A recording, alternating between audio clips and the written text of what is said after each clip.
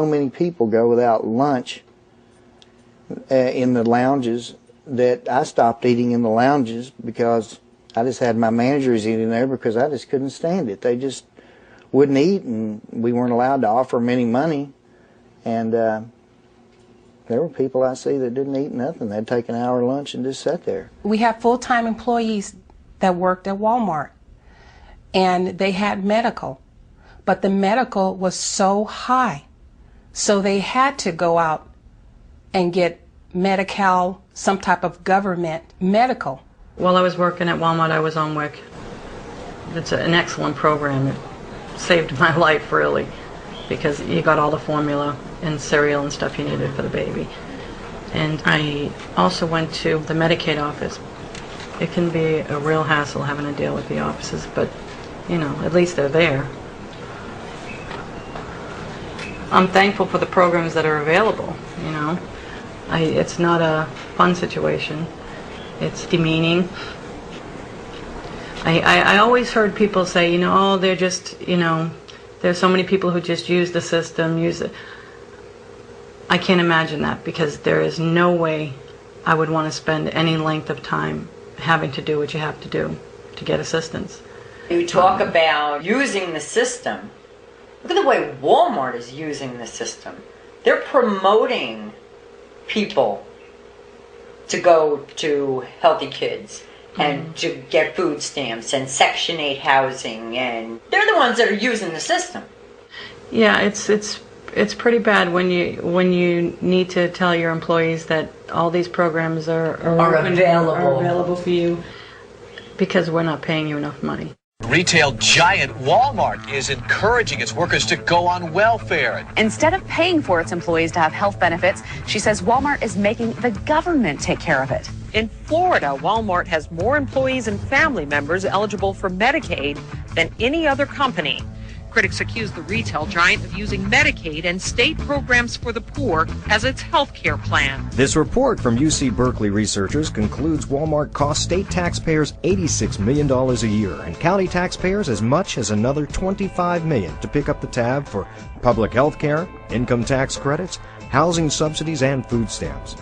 Evelyn Dees used to work full-time for Walmart, but didn't have company health care benefits. She literally couldn't afford to pay for it, so she turned to government assistance. What the public doesn't understand is that those everyday low prices are based on taxpayer subsidies. Walmart is getting away with it because they can. I talked to the regional personnel manager about who is going to take care of the Walmart associates and their health care needs, and he said, let the state do it. The personnel manager told me personally that there's assistance out there for people. They should be able to go use it. Use your taxpayers' dollars. I had a list of all of the government agencies and all the different places that people could go if they needed money for their utility bills, if they needed to apply for food stamps, or if they needed to apply for WIC or for Medicaid. So your dignity is not there, your pride is not there. You go to work knowing that you're not making enough money to really make ends meet, but yet you got to go with a smile on your face and fake it. Yeah, that's pretty bad. Come up with some type of health care that a full-time person can afford and don't have to put on the scale health care or feed my family. Why is it that a corporation that in 2003 had an outstanding $240 billion in sales would not provide a livable wage and affordable health care for their employees? There's nowhere around that there's a company that makes this much money and still turns around and makes their associates go to the state for aid. I think my company takes family very seriously, and they'll help you achieve anything you want. The possibilities are absolutely endless at Walmart.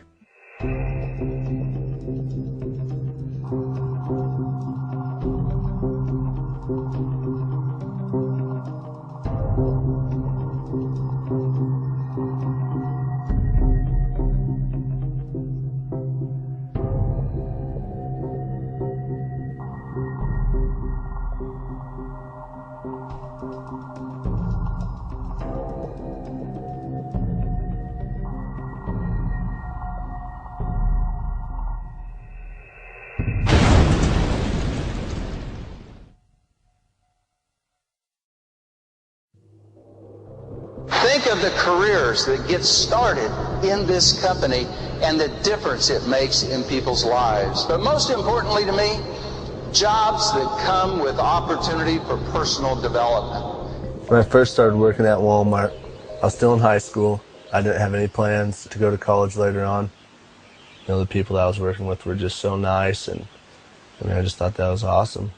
My job function as a tire express technician is performing an oil service, doing tire changes, battery service, stocking the inside shelves, writing up work orders, which is greeting the customer, running a cash register, ringing people out, for just groceries that they bought throughout the store, and they want it all done at the same time. All I'm worried about is the 4% raise a year that you get from Walmart. I've worked there 3 years, and I've got, I believe, a $1.07 raise. I don't have good health benefits. I can't afford to live on my own anymore. And just most of it is the poor treatment from management at Walmart. I don't know, it's just weird. I've always been kind of quiet and shy. And now, I kind of need to stand up for myself and, my community. So I just, searched the internet for a while, and whatever I typed in, it brought up the same thing. I'd type in employee rights, and it'd bring up the union, or fair labor practice, it'd bring up the union. These corporate people in the Walmart Corporation, they don't even really like to say the word union. To them, it's like a curse word. They just say third-party representation is the way they put it. Walmart is very opposed to unions, one of the most if not the most aggressively anti-union company in the history of the United States. Just relentless in their search for union activity and try to squelch it, kill it. Look at that, we got a few in there. Ed DePontis. Ed DePontis, he gave you a call, right? He gave me a call, and he says that he didn't want nothing to do with the union. He says there was no. I had a worker that came to me with a piece of paper that someone had typed up on the computer in big, bold black letters that said, "We need a union." No signatures, that's all it said. That in itself is enough to require me as a store manager to go and make a phone call. And the phone call comes to Bentonville.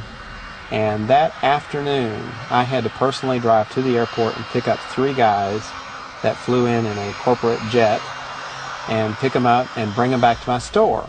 We have to do this for the reasons we started it, What they do is they basically walk in and tell the store manager, you're no longer in charge of the store. Every decision goes through us. They taught me how to profile people.